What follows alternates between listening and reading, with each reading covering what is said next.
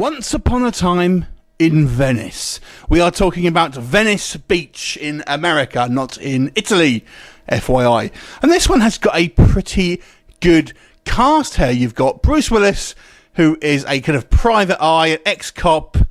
You've got John Goodman, Jason Momoa, Famke Janssen, and a couple of other kind of familiar faces that have sort of kind of small kind of cameo roles as well. So pretty decent cast. And you think, oh wow, this could be quite good. I'm not going to sugarcoat it. It isn't. This film was such a disappointment. I thought, wow, with that cast, it's bound to be good.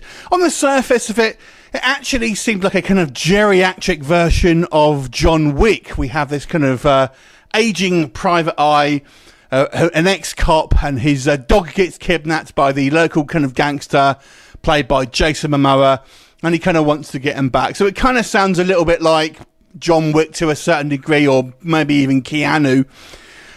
But this film is so directionless. It's so directionless. I mean, I can't believe that this... It kind of reminds me of movie 43. It just seems to be just a bunch of things happen on screen, and there's no direction, there's no plot development. It just goes from one kind of like little situation to another. I mean, the dog kidnapping thing is really only a small part of this, a small plot in this mixture of other kind of little subplots, and that's what it is. This film is basically a mixture of subplots. So we've got Bruce Willis. He's trying to find a graffiti artist. He's trying to get his friend's car back from these kind of like mobsters. He's trying to look for his dog. It's just a whole bunch of things. And he's got this kind of junior private eye that's kind of following him around and pretty much does all the work, to be honest. And that's kind of our point of view character who narrates this thing. Now, this is an action comedy. There's not a lot of action in it, I won't lie.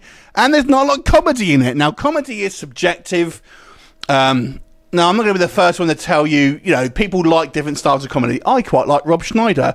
And I know most people hate Rob Schneider. I find him quite funny.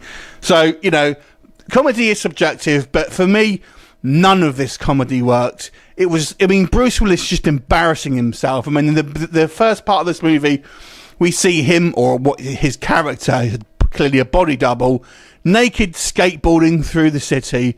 And it's just like, this doesn't look good. And it's just kind of this really on-the-nose humour that just doesn't work. I mean, it's just not... I didn't get a laugh at this film once. This film doesn't work in any capacity. This doesn't appear to have a script. I mean, the scenes, when you watch the scenes of this film, it seems so uncomfortable. It really does. I mean, it just seems like they've just kind of improvised a lot of this stuff, and people are kind of saying these lines. They just kind of... It's clearly a paycheck gig. They're just kind of saying, and there's no commitment behind it. And it just seems like they don't really know what the outcome is going to be of the scene. It's so poorly done. With such a good cast, it's very, very disappointing. And the trailer actually looks quite good, because I watched the trailer prior to this film. Oh, that looks pretty decent. It kind of, like I said, it kind of looks little bit like John Wick or Keanu or something like that. But really, don't let the trailer fool you. This movie is really, really, really bad. Decent cast, and that's the only saving grace in it. But Bruce Willis, unfortunately, has fallen far from grace, and John Goodman as well, embarrassing himself in this film. Jason Momoa is quite fun. It's this kind of like gangster. His character is quite fun, admittedly. Just for that reason, I'll give this movie 2 stars out of 10. Not worth your time. Avoid it. Big time. 2 out of 10. Have you seen it? What do you think of it? Leave me comments, and I'll look forward to seeing you next time. Bye for now.